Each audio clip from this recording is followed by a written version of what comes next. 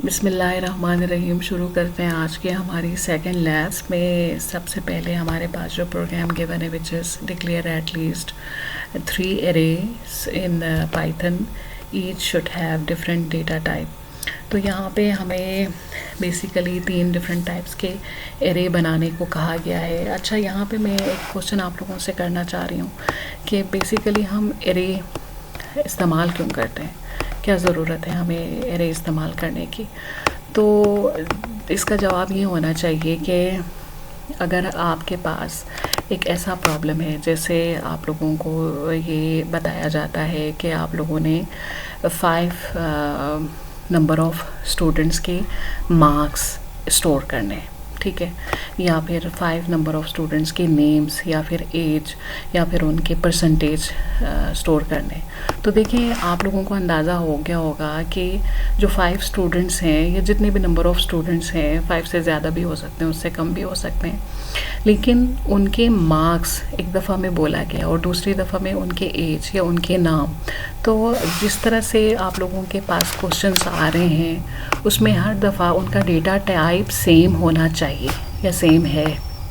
तो हम कह सकते हैं कि सेम डेटा टाइप्स को स्टोर करने के लिए हम एरे का यूज़ करते हैं। आप लोग जैसे इस प्रोग्राम में भी देख सकते हैं कि अगर आपने यहाँ पे कोई नंबर ऑफ़ एलिमेंट्स स्टोर किए हुए हैं, तो ये सारे के सारे इसमें इंटीजर हैं और इसमें सारे के सारे कैरेक्टर्स हैं, इसमें सारे के सारे फ्लोट टाइप वैल्यूज़ हैं।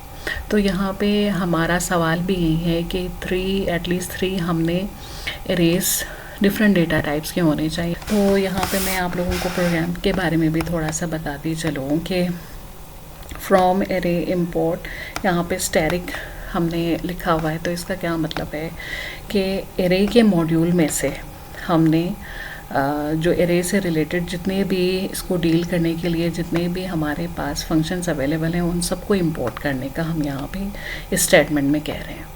तो वो जितना भी हमारे पास एरे में जितने भी गिवन मॉड्यूल्स होंगे जो एरे को डील करने के लिए अवेलेबल हैं पाइथन में, वो सारे के सारे यहाँ पे इंपोर्ट हो जाएंगे। तो हमारे पास इन फंक्शंस में कहीं पे भी कोई एरर नहीं आएगा जब हम एरे से डील कर रहे होंगे। अच्छा जी, तो ये हमारा पहला प्रोग्राम है जिसमें सबसे पहले हमने एरे में मौजूद जितने भी मॉड्यूल्स हैं उन सबको इंपोर्ट किया। उसके बाद 3 डिफरेंट टाइप्स ऑफ एरेज़ को हमने यहाँ पे डिक्लेयर किया और इनिशियलाइज़ किया, और उसके बाद हमने फॉर लूप का इस्तेमाल किया यहाँ पे फॉर एक्स, यानी कि कोई भी ऐसा वेरिएबल जो इस लूप के अंदर जाके इसमें मौजूद जितने भी एलिमेंट्स हैं उनको बारी बारी यहाँ पे डिस्प्ले कराएगा। तो एक्स में सबसे पहले 23 जाएगा, उसके बाद 56 जाएगा एंड सो ऑन। बिल्कुल इसी तरह से हमने यहाँ पे एक वैसे ही एक प्रिंट का जो है ना, इन दोनों लूप्स को अलग करने के लिए यहाँ पे प्रिंट स्टेटमेंट का यूज़ किया हुआ है। उसके बाद A2 में मौजूद जो एरे है वो सारा element 1 by 1 each element display हो जाएगा, जितने भी हमारे पास कैरेक्टर वैल्यूज़ हैं। और बिल्कुल इसी तरह से जो थर्ड हमारे पास एरे है वो भी एलिमेंट बाय एलिमेंट डिस्प्ले हो जाएगा। यहाँ पे जो डी है इसका मतलब डबल है, जो आपने डबल के बारे में आप लोगों ने यकीनन पढ़ा हुआ होगा कि फ्लोट और डबल क्या होता है। और उसी तरह से यहाँ पे कैरेक्टर वैल्यूज़ के लिए पाइथन में यू का इस्तेमाल किया जाता है और इंटीजर वैल्यूज़ के लिए आई का इस्तेमाल किया जाता है। तो ये हमारे रिज़ल्ट डिस्प्ले होंगे 23 एंड ए से लेकर डी तक कैरेक्टर वैल्यूज़, एंड देन ये डबल वैल्यूज़ डिस्प्ले हो रही हैं। Show the index number of any particular element of array A1 define above. जो A1 में मौजूद किसी भी एलिमेंट का इंडेक्स नंबर आपने शो करना है। अब इंडेक्स नंबर क्या होता है बेसिकली, जैसे फॉर एग्जांपल आपने यहाँ पे एक एरे डिक्लेयर किया। एरे कैसे डिक्लेयर होता है कि फॉर एग्जांपल अगर एरे का साइज़ 3 है लेट्स सपोज, तो यहाँ पे ऐसे 3 बॉक्स कंसेक्टिवली बनेंगे मेमोरी के अंदर, ठीक है। तो अगर लेट्स सपोज ये इंडेक्स नंबर, हमेशा आप याद रखें कि इंडेक्स नंबर एरे में 0 से शुरू होता है और ये 1 होगा और ये इंडेक्स नंबर 2 होगा। यहाँ पे हम देख सकते हैं कि ये हमारा इंडेक्स नंबर 0 है, ये 1 है और ये 2 है, ठीक है। तो जो 12 है हमारा एलिमेंट, वो कौन से इंडेक्स नंबर पे सेव है?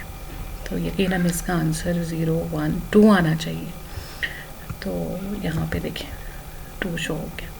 और इसी तरह से ये हमारे पास दूसरी एग्जांपल है कि accessing any specific element from the array by using its index number. तो इंडेक्स नंबर की मदद से हमने एलिमेंट को डिस्प्ले करना है। यहाँ पे देखें ये हमारे पास वही एरे मौजूद है और इसमें हम A1 2 यानी कि ये जो ब्रैकेट है हमारे पास वो मेंशन करता है इंडेक्स को। हमेशा याद रखें ये वाली जो ब्रैकेट होती है, जब आप इसको देखेंगे तो इट मीन्स यहाँ पे इंडेक्स की बात हो रही है। तो यहाँ पे हमने जब ये वाली ब्रैकेट इस्तेमाल की तो आप समझ सकते हैं कि इस एरे में मौजूद इंडेक्स नंबर 2 में कौन सा एलिमेंट मौजूद है। 0, 1, 2, 2 पे 12 मौजूद है, तो यहाँ पे 12। और इसी तरह से आप अपने प्रोग्राम में कुछ चेंजिंग करके भी देखें, 0 करके भी देखें, -1 करके भी देखें क्या आता है, -2 करके भी देखें, वो 5 करके भी देखें। तो इस तरह से आपको पता चल सकता है डिफरेंट इंडेक्स नंबर पे कौन से एलिमेंट्स शो होंगे। अच्छा, in Python array is growable data type. अब इसका क्या मतलब है? अभी देखें जब आपने प्रोग्राम को लिख लिया और इसमें एरे भी डिक्लेयर कर लिया और इसमें नंबर ऑफ़ एलिमेंट्स आपने इंसर्ट भी कर दिए, आप बाद में इसमें इजाफ़ा भी कर सकते हो, इनके नंबर ऑफ़ एलिमेंट्स में इजाफ़ा भी कर सकते हो। जैसे हमने अपेंड कर लिया 17 को, तो ये याद रखें कि ये बिल्कुल ही आखिर में जाके अपेंड होगा, जो लास्ट हमारे पास इंडेक्स नंबर है वहाँ जाके अपेंड होगा। जैसे आपने यहाँ पे 17 को अपेंड किया है तो यहाँ पे ये 5 के बाद जाके इंसर्ट होना चाहिए। फॉर एक्स इन A1, अब देखें हम इसको 1 by 1 डिस्प्ले कराते हैं तो देखें 17 बिल्कुल आखिर में जाके अपेंड हो गया। Append a new array in the existing array. अच्छा, एरे के अंदर आपने एक और एरे डिस्प्ले कराना है। तो देखिए ये आपके पास एक एरे पहले से ही मौजूद था, तो आपने दूसरा एरे इस पे डिस्प्ले करा दिया। तो देखें जब आप इस पे ये जो दूसरा एरे है, जब आप एक्सटेंड फंक्शन यूज़ करोगे, जो दूसरी एरे है वो पहली वाली एरे में ऐड हो जाएगी। तो हम यहाँ तक ही आप अपने लेक्चर को आज के लिए रखते हैं और इसके बाद इंशाल्लाह हम नेक्स्ट लेक्चर में आगे के प्रोग्राम्स को डिस्कस करेंगे। Thank you so much.